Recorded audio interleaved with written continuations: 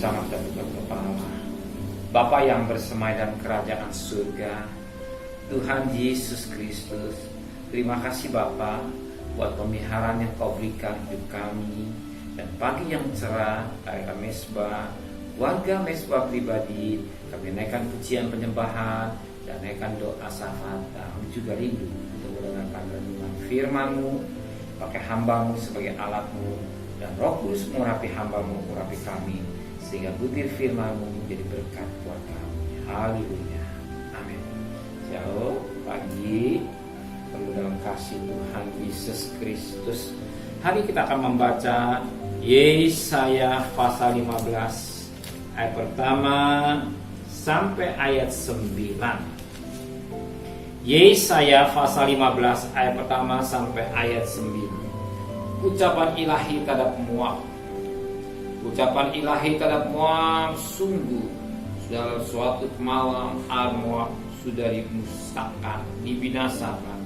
Sungguh dalam suatu malam Kir Moab sudah dirusakan, dibinasakan. Putih Dibon naik ke bukit-bukit pengorbanan untuk menangis. Moab meratap karena Nebo dan karena Medeba. Di situ semua orang menggundul kepalanya dan memotong janggutnya sebagai tanda berkabung. Di jalan-jalan orang belilitkan kain kabung di atas soto dan di tanah-tanah lapang. Sekalian yang meratap sedang air mata bercucuran. Hesibon dan Elena meraung-raung, suara mereka kedengaran sampai ke Yahas.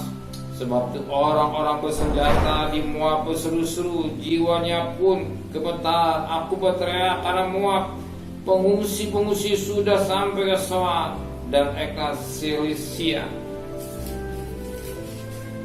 Sungguh orang mendaki pendakian Luhit sambil menangis dan dijalankan Oronaim. Orang berteriak karena ditimpa bencana. Sungguh air Rim menjadi kering dan tandus, dan rumput sudah kering, rumput muda sudah habis. Tidak ada lagi tumbuh-tumbuhan hijau, sebab segala harta yang mereka tumpuk dan segala yang mereka simpan mereka bawa ke seberang sungai Arahim. Sungguh teriak itu akan kedengaran di seluruh daerah Moab. Ratapnya terdengar sampai ke Eklam, bahkan sampai ke Bes Elit. Sungguh air Dibon telah penuh dengan darah, tetapi yang menimpa Dibon akan ditambah lagi, yaitu singa akan melekap orang-orang yang terluput dari Moab dan yang tersisa di tanah itu. Suatu ucapan ilahi terhadap Moab, di mana Tuhan dalam satu nubuatan ini, ya, bagaimana Tuhan akan menghukum orang Moab. Ya. Tuhan akan menghukum orang Moab, sebab dikatakan firman ayat pertama, ucapan ilahi tentang Moab, sungguh dalam suatu malam Moab sudah dirusakan, dibinasakan. Sungguh dalam suatu malam Kir Moab sudah dirusakan, dibinasakan. Siapakah Moab? Moab ini adalah keturunan dari Lot dengan anaknya. Di dalam Kejadian pasal yang ke-19, di mana kita lihat pasal 19 ayat 30 sampai ayat 38. Di sini diceritakan bagaimana Lot dengan kedua anak gadisnya. Dan saat itu dikatakan anak gadis yang memperkosa Lot, dan saat itu apa yang terjadi? Dikatakan dalam firman Tuhan pada ayat yang ke-36, lalu mengandunglah kedua anak itu dari ayah mereka yang lebih tua, melahirkan seorang anak laki-laki dan menamanya Moab. Dialah bapa orang Moab yang sekarang. Moab lahirlah, di mana saat itu yang terjadi seorang anak memperkosa bapak. Kalau lihat sekarang dunia sekarang ini, kalau anak bapak memperkosa anak sudah hal yang aneh. Tapi pada peristiwa yang terjadi pada zaman Lot ini, anak memperkosa bapak. Jadi Peristiwa-peristiwa yang terjadi pada dunia semakin hari semakin rusak. Enggak usah kaget. Yang sudah terjadi pada zaman Lot. Seorang gadis, anak gadis memperkosa bapaknya. Maka lahirlah anak yang dikatakan Moab. Siapa Moab? Ini bayang pada daging. Daripada hawa nafsu dunia ini yang sering menjerumuskan manusia. Ya, maka Tuhan tidak mau melihat Moab ini berkuasa. Moab ini berkuasa, maka Tuhan menghukum Moab. Itulah daging yang harus dikalahkan. Perjuangan yang paling berat itu melawan keinginan daging. Selain roh di udara, tapi yang satu lagi berat adalah keinginan daging. Sebab keinginan daging, keinginan roh bertentangan. Banyak kali manusia senang menurut keinginan daging. Buktinya untuk doa pagi gak gampang. Kau hari saudara, orang pagi-pagi bisa datang di kaki Tuhan mengadakan penyembahan kepada Tuhan. Itu suatu anugerah. Tapi gak gampang orang bisa datang doa pagi. Ya, tidak gampang untuk mencari Tuhan. Sebab kenapa? Manusia diikat oleh keinginan daging. Justru untuk datang doa pagi atau menyembah dan besbah pagi bagaikan menyalipkan daging. Bagaikan menyalipkan daging. Untuk mengalihkan daging, mereka harus berjuang, memsiapkan waktu di awal untuk sebelum berangkat. Sekian menit dia siapkan diri untuk datang di kaki Tuhan. Ini suatu pengorbanan. Gak gampang karena menyalipkan daging.